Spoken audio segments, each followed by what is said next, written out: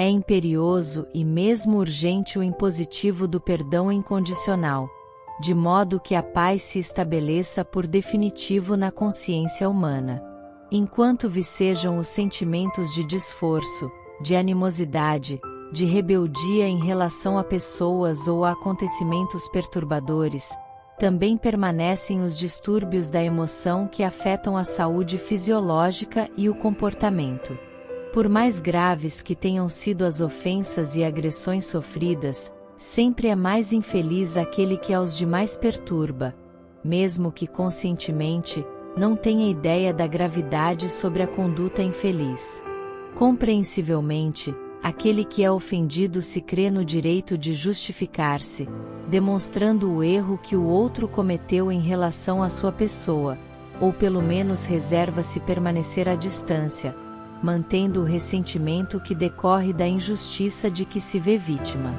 Tal postura, no entanto, somente lhe trará aborrecimentos e perturbações, porque terminará por desequilibrá-lo. Qualquer tipo de ressentimento preservado, transforma-se em moléstia que afeta aquele que o conduz, ao tempo em que vitaliza a ocorrência infeliz, a mantendo sempre presente na memória e na emoção. Da mesma forma como se torna difícil esquecer a ocorrência danosa, o que exige um grande esforço da vontade, a sustentação da mágoa somente lhe piora os efeitos no sistema emocional. O ódio, o ressentimento, o medo, o ciúme, o remorso afetam poderosamente o organismo, embora a sua procedência seja emocional.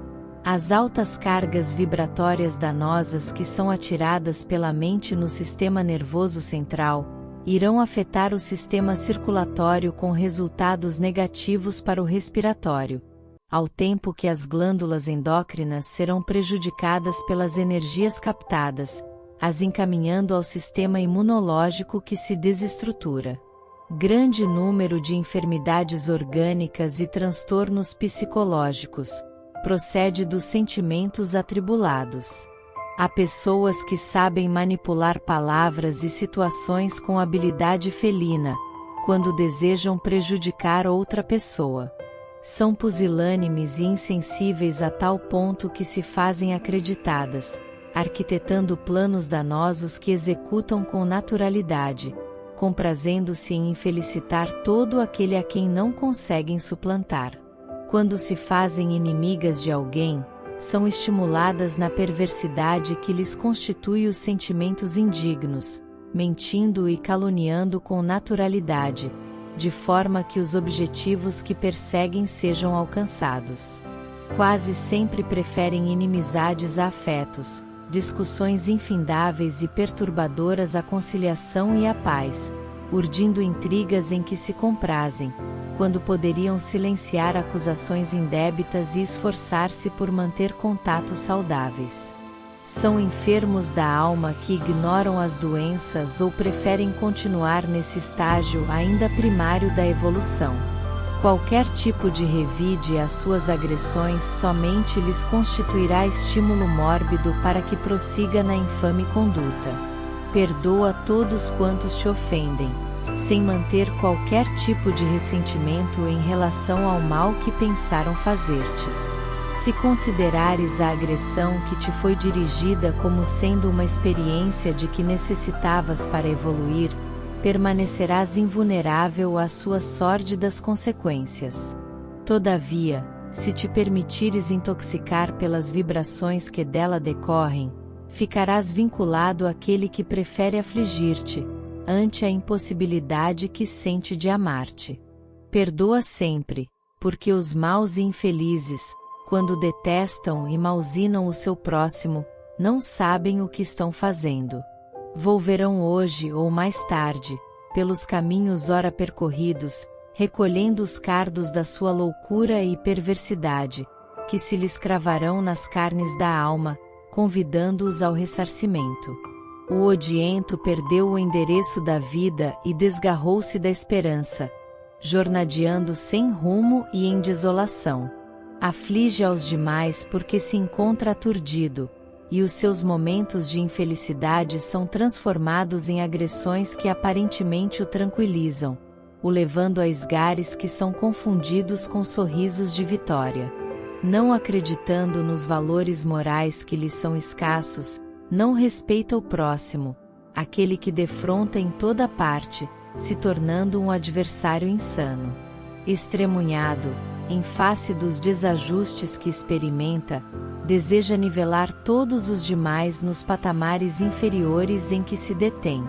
Evitando esforçar-se para evoluir, pensa que essa é a única atitude que pode tomar como mecanismo de vingança contra a vida e as criaturas que constituem a sociedade, que infelizmente antagoniza. Deslocou-se do conjunto social por inferioridade que se reconhece possuir, no entanto, investe contra o grupo, projetando a imagem atormentada que pensa irá inspirar pavor, porque é incapaz de entregar-se ao amor. Torna-se instrumento das forças do mal, que o utilizam para dar campo ao funesto plano de perseguição às criaturas humanas, gerando lamentáveis processos de obsessão individual e coletiva. Pessoas desse porte são encontradas a miúde em toda parte, desde o grupo familiar ao social, na esfera das atividades profissionais como nos labores da arte, da investigação científica, das diversões, porque se encontram em estágio inferior de evolução. Embora algumas apresentem-se bem vestidas, falando com entusiasmo e correção de linguagem, sendo bem apessoadas, o que importa é o seu mundo interior, são as suas aspirações e ânsias de progresso, de destaque, de dominação que, não tornadas realidade, transformam-nas em algozes de indivíduos que lhes experimentam a sanha, ou dos grupos em que se movimentam. Perdoa todo tipo de ofensa e de ofensores, de difamadores, de sequazes do mal. Eles não merecem as tuas preocupações nem os teus sofrimentos. Tens compromissos mais valiosos com a vida, para perderes tempo com mesquinharias inevitáveis do processo evolutivo. Fita os altiplanos morais e avança, conquistando os espaços desafiadores. Quem teme tempestades morais não consegue se fortalecer para as lutas do progresso espiritual. O teu adversário é também a tua chance de superação de melindres, de paixões egóicas, das indignidades que te assinalam a existência. Nunca cedas ao mal descendo ao nível dos maus. Se os consideras infelizes, atrasados, melhor razão para que te detenhas em patamar espiritual mais elevado, descendo somente para ajudá-los e não para competir com eles nos estranhos comportamentos que assumem. Perdoar não significa concordar com o ato infame nem com a pessoa desatinada.